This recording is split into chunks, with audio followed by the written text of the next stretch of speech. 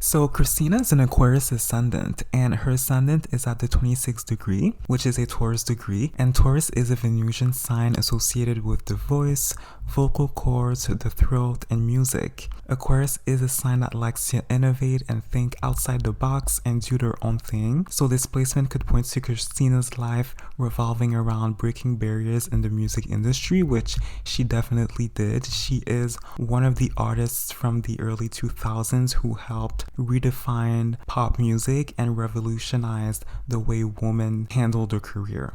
This can also make her very likely to reinvent her image very often and can make her prone to controversy.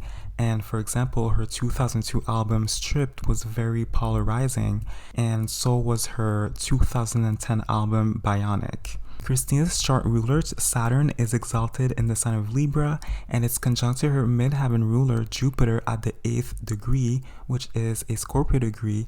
And when your chart ruler and your midheaven ruler are working together in such a tight way, the first house and the 10th house are connected, and this can make someone very ambitious at a young age. It can make someone very determined and success-oriented, especially as it pertains to the arts, since that domain falls under Libra.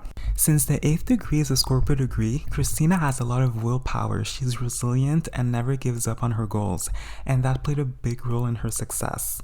Scorpio is also very magnetic, sexual, and isn't afraid to explore taboos and go where most people are afraid to go. That Libra and 7th house influence can also give someone an activist nature, someone who fights for fairness and equality, especially when it comes to women, since Libra is associated with women. Christina also likes to empower people, and this can be represented by the fact that Christina has 4 planets in the sign of Sagittarius, and Sagittarius individuals are very big on freedom and independence, and they hate being tied down. And since the majority of her Sagittarius planets fall into her 10th house, that desire for freedom comes out through her career, her public image, and her identity too, since remember that her 10th house and her 1st house are connected. Sagittarius is also associated with teaching, and Christina was a judge on the composition series The Voice, and she also recently came out with her singing masterclass on masterclass.com. Her Venus is at the 0 degree of Sagittarius, and it's so funny because Britney Spears has her Uranus at the 0 degree of Sagittarius. Mariah Carey has her Neptune at the exact same placement, and all 3 artists are considered music icons. So those early Sagittarius degrees are very interesting. But back to Christina, she has her Venus in Sagittarius, and this can make her constantly trying to push her limits when it comes to her music and artistry. And her voice is very soprano, high octaves, lots of vibratos, and she used to be compared to Mariah Carey, which is interesting because Mariah's Venus is at a Sagittarius degree, so both artists love to be extra and exaggerate with their voice. Sagittarius is a mutable sign, so it lacks versatility, change, experimentation, risk-taking, so this reinforces Christina's Aquarius ascendant and her constantly reinventing her image, especially since her Venus is located in her 9th house, which is naturally ruled by Sagittarius, and Venus is also associated with your appearance in addition to your artistry. Speaking of change, Sagittarius rules other cultures, and Christina is very popular in the Latin music industry. Her album Mi Reflejo is a Spanish album, and you can also hear some Latin music influence throughout some of her albums. Her Venus is conjunct to an exalted Uranus in Scorpio, and both planets are squaring her ascendant, and Scorpio is also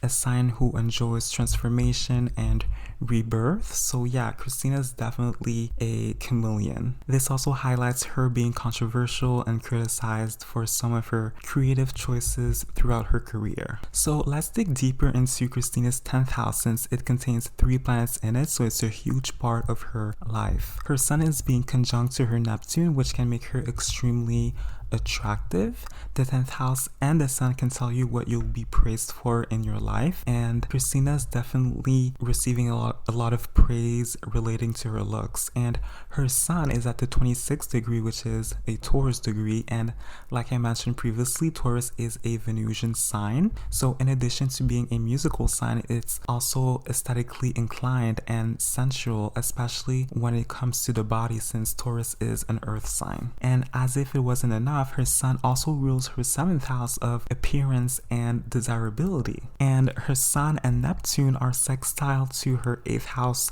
Libra Pluto, which makes her a sex symbol. And Pluto deals with taboos and usually likes to stay hidden, but when it's in a cardinal air sign like Libra, Pluto likes to start public, uncomfortable conversations about taboos, which Christina definitely did with her career. Sun conjunct Neptune individuals can also be very imaginative and musically inclined, and when you add Mercury in the mix, this can make someone a great lyricist, someone who knows how to verbalize their thoughts and bring the creative thoughts to reality. Her Mercury rules her 4th house, which indicates Christina being in the spotlight at a very young age. And in case you didn't know, Christina made her debut in a show called Mickey Mouse Club alongside people like Britney Spears, Justin Timberlake, and Ryan Gosling, and that was during the mid-90s. Christina's moon is conjunct to her Chiron at the 14th degree of Taurus, so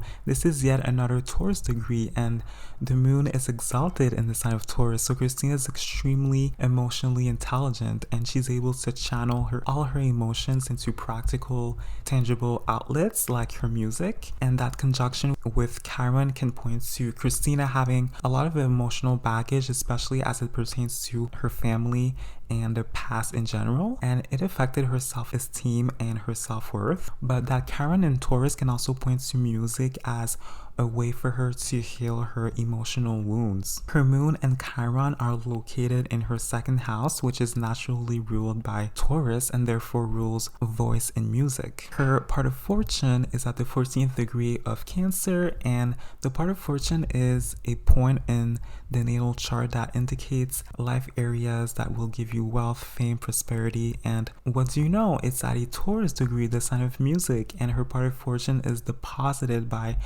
her exalted Taurus moon in her 2nd house, so music is definitely a part of her life destiny. Christina's Mars is exalted in Capricorn, which reinforces her drive to succeed, and it can also reinforce her being a sex symbol, since Mars is the planet of sex and Capricorn is the sign of fame, status, and reputation. Her Mars is also squaring her Pluto, and look at that, her Mars is at a Scorpio degree. This woman has so many Taurus and Scorpio degrees, it's crazy. Her Mars is the ruler of her 2nd house of voice and music, so Christina became an icon thanks to her voice. Mars and Capricorn individuals can also be very old-fashioned when it comes to expressing their sexual nature, since Capricorn deals with everything that's old and traditional, and one of Christina's most iconic eras is her Back to Basics era in 2006, which was clearly inspired by classic Hollywood. She also famously covered Lady Marmalade with Pink, Mia, and Lil Kim in 2001, and she also starred in a movie called Burlesque with Cher in 2010. Christina's Mars is located in her 11th house, so her 2nd house, her 9th house, and her 11th house are all connected, and this reinforces her music disrupting the world and redefining societal beliefs, especially when it comes to gender and sexuality. Christina's North Node is at the 11th degree of Leo, so she was pretty much destined for fame, especially since her sun, which naturally rules Leo, is in her 10th house of public recognition. Her South Node is at the sign of Aquarius in the 11th house, so maybe in her past life or in in her early life, she was forced to think about other people and always sacrifice her well-being for the well-being of other people and always work within a group. But in this lifetime, Xtina is meant to step into her own power, put herself first, and shine on her own as a solo artist. So I hope you enjoyed this reading. Let me know your thoughts on Xtina in the comments below. Don't forget to like and subscribe, and I will see you in my next video.